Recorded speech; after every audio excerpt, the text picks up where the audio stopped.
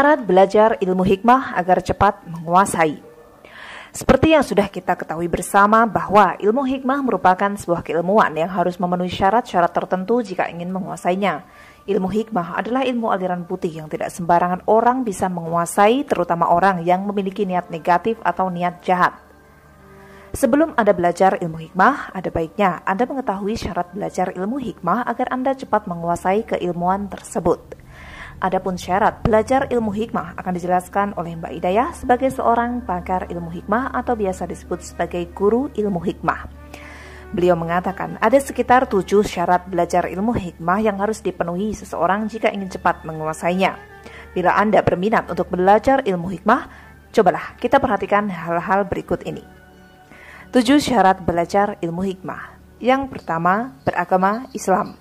Ilmu hikmah adalah ilmu ajaran Islam yang bisa mendatangkan banyak hikmah atau manfaat secara umum, yaitu untuk memudahkan jalan hidup seseorang. Secara khusus, ilmu hikmah memiliki manfaat sesuai dengan jenis ilmu hikmah yang dikuasainya.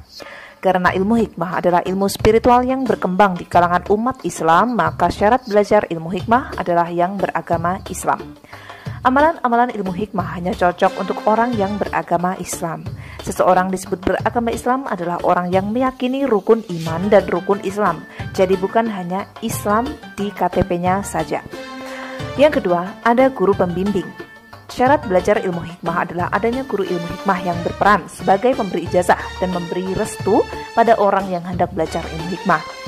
Anda bisa saja belajar ilmu hikmah dari berbagai buku yang beredar bebas di toko buku atau dari artikel di internet yang tidak jelas siapa pembuatnya. Namun perlu diingat bahwa belajar ilmu hikmah tidak sama seperti belajar ilmu pengetahuan yang diajarkan di sekolah. Dalam ilmu hikmah diperlukan keberkahan agar amalan ilmu ini bermanfaat. Dan keberkahan itu bisa Anda dapatkan dari seorang pembimbing, yaitu guru yang berpengalaman. Yang ketiga adalah mengikuti ajaran guru hikmah. Jika Anda sudah memilih seorang guru ilmu hikmah, maka Anda harus siap melakukan apapun yang diajarkan oleh guru Anda. Meskipun begitu, Anda perlu melihat atau memperhatikan dulu jika yang diajarkan adalah hal yang sesat, maka janganlah Anda lakukan. Dalam belajar ilmu hikmah ada ungkapan, Sami'na wa ata'na, yang berarti kami mendengarkan, lalu kemudian kami menaati. Tidak wajar apabila dalam belajar ilmu hikmah ada perdebatan atau adu argumentasi. Yang keempat adalah istiqomah atau konsisten. Syarat belajar ilmu hikmah adalah sikap yang istiqomah dengan apa yang dikerjakan atau yang diamalkan. Sedikit amalan tapi rutin adalah lebih baik daripada banyak amalan tapi tidak diistiqomahkan.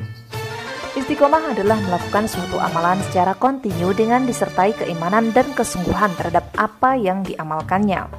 Beberapa ulama ahli hikmah berpendapat bahwa istiqomah lebih baik dari 1000 karomah.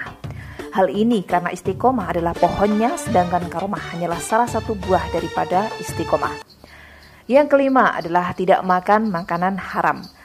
Syarat belajar ilmu hikmah selanjutnya adalah menghindari makanan haram. Makanan haram akan menutup energi positif dalam diri Anda, menutup mata hati dan menghitamkan aura dalam diri Anda. Seseorang yang ingin memiliki kekuatan batin yang bersumber dari energi ilahiyah atau ilmu hikmah harus memperhatikan makanannya. Karena makanan yang haram akan mengotori hati nurani. Makanan yang haram akan membentuk jiwa yang kasar dan tidak religius. Makanan yang haram di sini bukan hanya dilihat dari jenisnya saja, misalnya babi, bangkai, dan sebagainya, tapi juga dari cara untuk mendapatkan makanan tersebut. Yang keenam, tidak melakukan dosa besar. Syarat belajar ilmu hikmah adalah menghindari dosa besar seperti mencuri, membunuh, memfitnah, berzina, korupsi, dan menzolimi orang lain, serta masih banyak yang lainnya. Pada umumnya menghindari dosa-dosa besar adalah salah satu upaya membersihkan rohani, di mana secara umum kemudian dikenal pantangan molimo, yaitu main, madon, minum, maling, dan madat.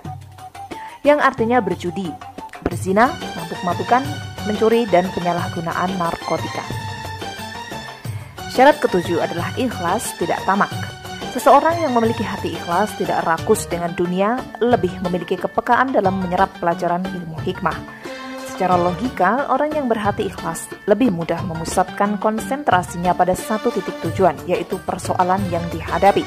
Oleh karena itu, syarat belajar ilmu hikmah haruslah tulus dan ikhlas serta tidak tamak.